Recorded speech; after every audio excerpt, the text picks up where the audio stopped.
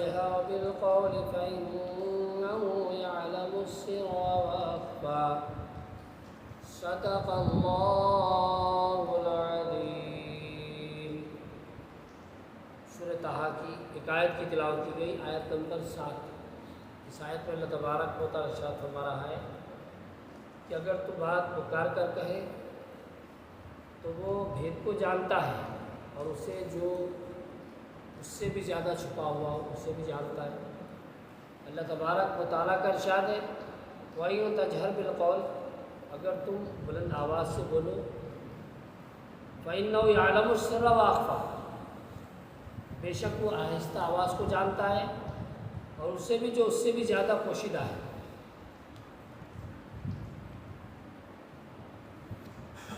اس آیت کے وہ الفاظ السر اور اخفا، اس کے بارے میں مفسرین کے مختلف اقوال ہیں۔ جیسے قول یہ ہے کہ سر وہ ہے جسے آدمی چھپاتا ہے، اور اس سے زیادہ پوشیدہ وہ ہے جسے انسان کرنے والا ہے مگر ابھی جانتا بھی نہیں، اور نہ اس سے اس کے ارادے کا کوئی تعلق ہوا، نہ اس تک اس کا خیال پہنچا۔ ایک قول یہ ہے کہ سر سے مراد وہ ہے جسے بندہ انسانوں سے چھپاتا ہے، اور اس سے بھی زیادہ چھپی ہوئی چیز وسوسہ ہے۔ ایک قول یہ ہے کہ بندے کا راز وہ ہے جسے بندہ خود جانتا ہے اور اللہ تعالیٰ جانتا ہے، اور اس سے زیادہ پوشیدہ ربانی اسرار ہے جنہیں اللہ تعالیٰ جانتا ہے، بندہ نہیں جانتا ہے۔ اس آیت میں بیان ہوا کہ اللہ تعالیٰ ہماری آہستہ آواز کو جانتا ہے، اور اس سے بھی پوشیدہ اور اس سے بھی زیادہ پوشیدہ چیز کو بھی جانتا ہے۔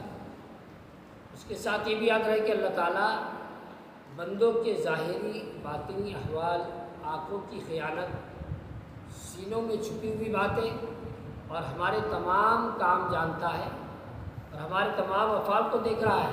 جیسے کہ اللہ تعالیٰ کا ارشاد ہے وَاللَّهُ يَعْلَمُ مَا تُبْدُونَ وَمَا تَكْتُمُونَ، یعنی اللہ جانتا جو کچھ تم ظاہر کرتے ہو اور جو کچھ تم چھپاتے ہو۔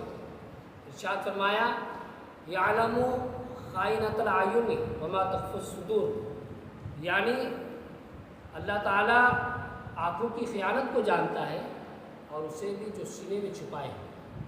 اور ارشاد فرمایا اعلموا ما شئتم اعملوا ما شئتم انہ بما تعملون بصیر، تم جو چاہو کرو، بے شک وہ تمہارے کام دیکھ رہا ہے۔ ان آیات میں ہر بندے کے لیے تنبیہ ہے کہ وہ خفیہ اور علانیہ، ظاہری اور باطنی تمام گناہوں سے پرہیز کرے، کیونکہ کوئی ہمارے گناہوں کو جانے یا نہ جانے، اور کوئی انہیں دیکھے یا نہ دیکھے، لیکن اللہ تعالیٰ تو دیکھ رہا ہے، وہ تو جانتا ہے۔ جو دنیا میں کسی بھی وقت اس کی گرفت فرما سکتا ہے، اور اگر اس نے دنیا میں کوئی سزا نہ دی ہو تو وہ آخرت میں جہنم کی دردناک سزا دے سکتا ہے۔ نیز ان آیات میں نیک اعمال کرنے کی ترغیب بھی ہے کہ لوگ اللہ تعالیٰ کی رضا کے لیے کوئی نیکی چھپ کر کرے یا سب کے سامنے، اللہ تعالیٰ اپنے فضل سے اس کی جزا عطا فرمائے گا۔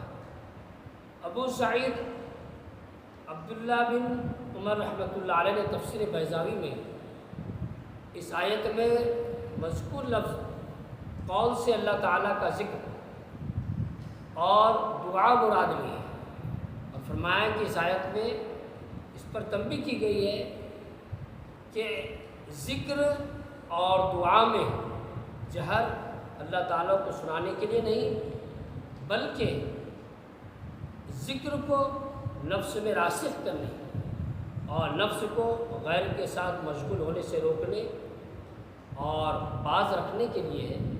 صدق اللہ علیہ۔